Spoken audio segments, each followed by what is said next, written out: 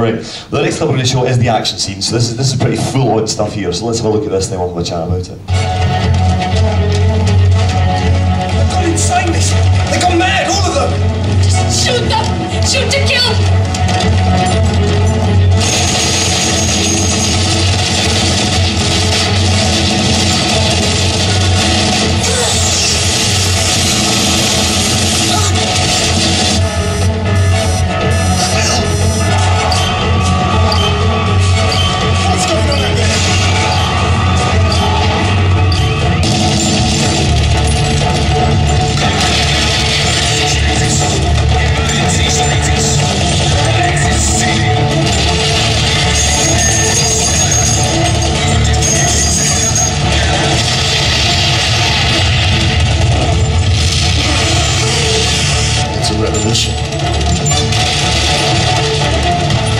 So, when you read something like that, do you think that's a headache? You've got pyrotechnics, you've got prosthetics, you've got snow, you've got explosions, all of that going on. Do you think, oh my God, how am I going to do this?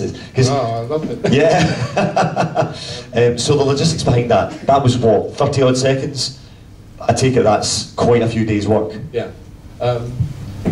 It's funny watching that. I go, oh, I should have done that a bit faster. It's slow. It should have had. I think it's slow, right? I think it needed more. It needed slightly tighter cutting. I mean, all the images are right, but just slightly tighter by maybe a couple of frames each time. Yeah. When I look, whenever maybe it's because I'm getting older now, but when I look at a scene like that, I do go, shit, I'm not going to do that in the time we won't have, because although Doctor Who. I think it looks as though it's movie time, and I think, not mine, I'm talking about all of them, the whole 4 or 5 series have all looked, or 6 series have all looked absolutely totally different from the 80s. When you look at a scene like that, although Doctor Who's become this fantastic visual, it's still done for tuppence halfpenny. They may say they put a million every time they do an episode, but it's never enough. They're very ambitious, and you want more and more and more and more, and you don't have time.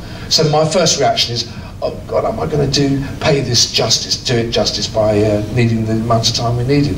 But somehow it does. You actually, I mean, I think there's enough stuff there to cut. So it's just this, when you do action, you need lots and lots of different points of view. And when you put all those shots together, then you create the action. The more you have, the faster and more pacey you can make it. And the less you have, obviously, it starts to slowly grind down to a halt.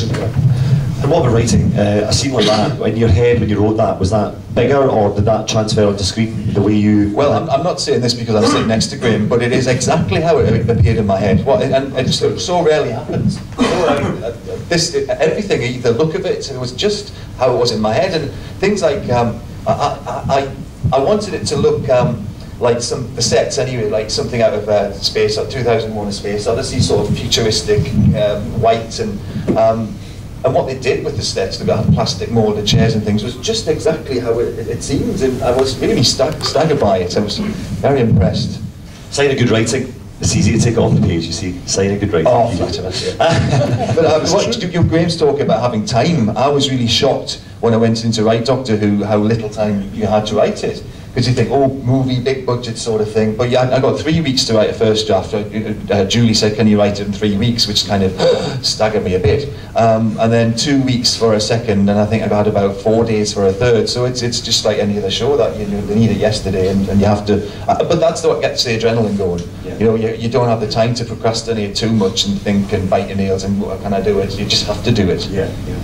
The screenwriter William Goldman said that great movies are made out of moments, and if you have 2 or 3 moments in a film, then you've got a classic. You had a moment in this story which was fantastic, and will probably stay with Doctor Who fans forever, and that's this next scene, and this is going to be quite an important scene, so we'll watch this, and then we'll have a little chat. Maybe it's taken centuries to adapt. Subconscious reaching out, but the process was too slow. Had to be accelerated. Should never give me access to the controls, Mr. Halpern. I lowered the barrier to its minimum. Friends of the youth, sir. It's taken me 10 years to infiltrate the company. And I succeeded. Yes. Yes, you did.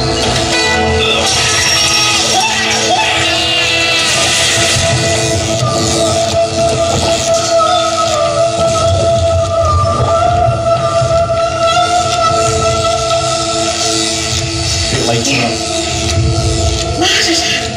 Very observant, Ginger.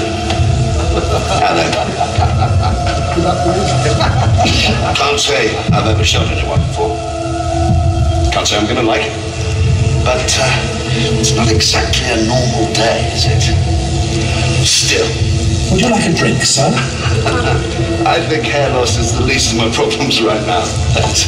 Please have a drink, sir. If you're going to stand in their way, I'll shoot you too. Please have a drink, sir. Have you poisoned me? Natural oud must never kill, sir. What is that stuff? Oud suspended in a biological compound, sir. What the hell does that mean? Oh, dear. Tell me! Funny thing, the subconscious. Takes all sorts of shapes. Came out in the Red Eye's revenge, came out in the Rabbidoo's anger, and then there was patience. All that intelligence and mercy focused on own Sigma. How's our hair loss, Mr. Halpin?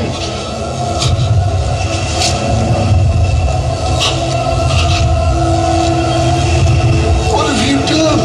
Oh, they've been preparing you for a very long time. And now you're standing next to the U-brain. Mr. Halpin, can you hear it? Listen.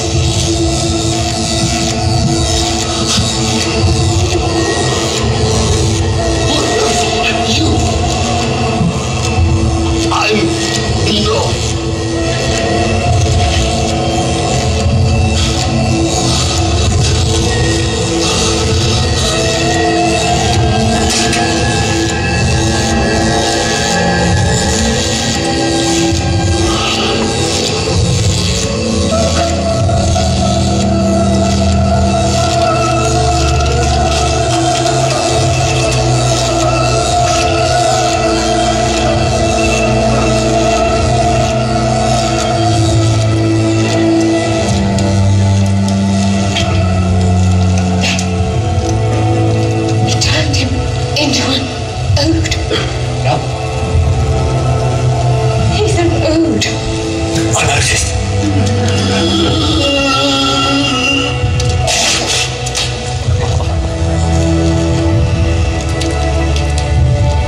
He has become oud kind, and we will take care of him.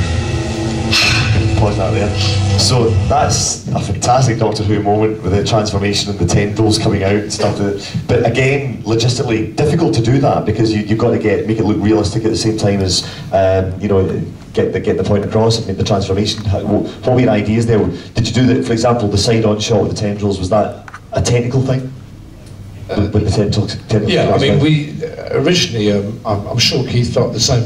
I'm sure he wanted to see that transformation happen with the face up, and you see everything transform.